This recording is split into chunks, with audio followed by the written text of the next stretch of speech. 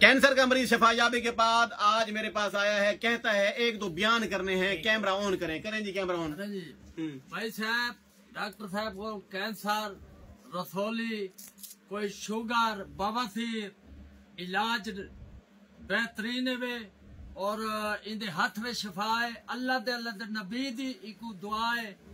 अल्लाह दे नाल मैं गरीब खलीफा बाबा जलालुद्दीन अहमद रवैस ते खलीफे दी मान के दवाया गिनो, फायदे उठाओ, चोर डॉक्टर को न वनो, टीके डंगर वाले न लवाओ।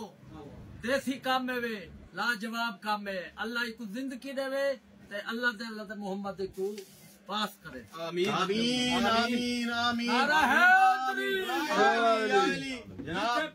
जनाब क्या हाल है बाबा? खैर खुश ठाक ठीक ठाक हो? फिट फाट हो? जाई साहब ठीक है? जाई साहब खुश बदन? जाई साहब क्या दिन भी हम घोड़ा घा खांदे? सच्ची दस, कूड़ नहीं मारना न तो खुदा दे देवनेदार ते सब दा देवनेदार। जज राजी है ना, मैं समझ बहु खट्या। ठीक ठीक है, लाले को बिलाओ, लाले की खिदमत मारो तो मैं हूं सड़े ना वाली को वाली निगाह सुने। घोड़ा भाई घास घास पानी पीवन बंदा तो छोड़ गए।